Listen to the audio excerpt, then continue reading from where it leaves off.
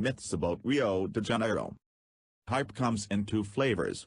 The first describes something so astutely, so deliciously, that you simply ache to take a taste, and are utterly satisfied when you finally do. The second is overstated and overwrought, leaving you entirely unmoved by the experience in question. Rio de Janeiro, with its simmering beaches and sweeping views, is undoubtedly of the first. This iconic city boasts beaches immortalized in song, a wonder of the world, the biggest party of the year, and the bluest of blue skies. No, really. With instant recognition, however, comes persistent stereotypes of Cariocas, Rio residents, and their city, some of which are good, others not so much. Below, we take a look at 5 common beliefs about Rio de Janeiro and explore the truth beneath the myths. Rio is one big melting pot. Brazil has been described as a racial democracy, free of racial discrimination.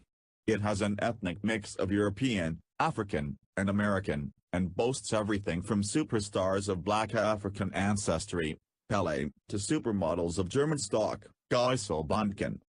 Given the heady mix of cultures and the country's symbols of national unity, football, samba, and food, it's easy to believe that Rio is just one big melting pot. In truth, there is a pronounced divide between social classes, which in this case also runs along racial lines. Black Brazilians, the descendants of enslaved Africans brought over during Portuguese colonial rule, are more likely to be impoverished and far less likely to reach the top levels of business or politics. The income of white Cariocas is slightly more than double that of black or brown residents, according to IP, a government-linked think tank, and more than half the people in Rio's favelas are black, with the comparable figure in richer districts at just 7%. With a range of affirmative action initiatives, the city is creeping closer to equality, but it's not quite there yet. You can get by with Spanish. The vast majority of Cariocas speak Portuguese, not Spanish, the national language of Brazil. In fact, according to Ethnologue, only 0.23% of the country's population speaks Spanish. You may be told that you will get by with Spanish, and there are certainly similarities in grammar and vocabulary, but be warned that Portuguese pronunciation is completely different. Make an effort to learn the difference, so Brazilians can understand what you're saying. Learning some basics is well worth the effort. Not only will you endear yourself to the locals, you'll likely pick up a delightful expression or two. For example, a Carioca doesn't deal with a complicated problem. He peels a pineapple, descascar o abacaxi, nor does he get drunk. He puts his foot inside a jackfruit and fire up na jaca, and he wouldn't want to try that once in their lives. Carnival is all about hedonism. Rio Carnival, Carnival in Portuguese, is seen as the ultimate manifestation of hedonism, an orgiastic party of drink, dance, and wanton abandon. It's certainly the biggest party in the country, if not the world, but Carnival involves more than food, sex, and putting your foot inside a jackfruit. Samba is serious business. Rio's schools prepare for the competition with sportsmanlike discipline a year in advance. In many ways, the schools are similar to football clubs. Each has a flag, a color scheme, corporate sponsorships, strategic partnerships, and lifelong fans.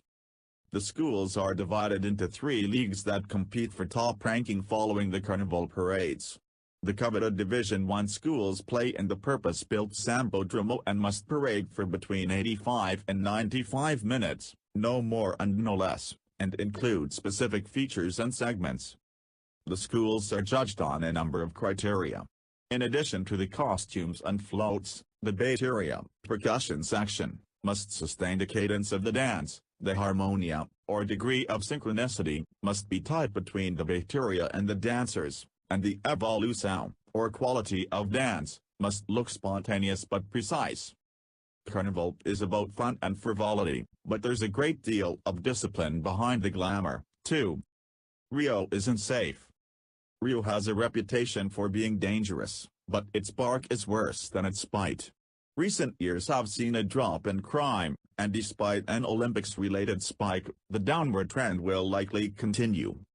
The annual murder rate has fallen from 64 per 100,000 people in the mid-1990s, to 39 per 100,000 in 2007, to 18.5 per 100,000 in 2016. Tourists are rarely affected by violent crime and are more likely to face petty theft and pickpocketing around Copacabana Beach, Ipanema Beach, and the Lapa area. Problems can be avoided by using basic safety precautions. Leave your valuables at home when you visit the beach. Keep an eye on your belongings in bars and restaurants. Don't flash your cash. Don't travel alone at night. Don't hail taxis on the street. And don't wander off with people you don't know well. Rio is one of the most unique cities in the world. Its famous beaches and sweeping views make for an arresting landscape matched by few others. Seeing it in person is a must-do experience, so take a deep breath and dive in.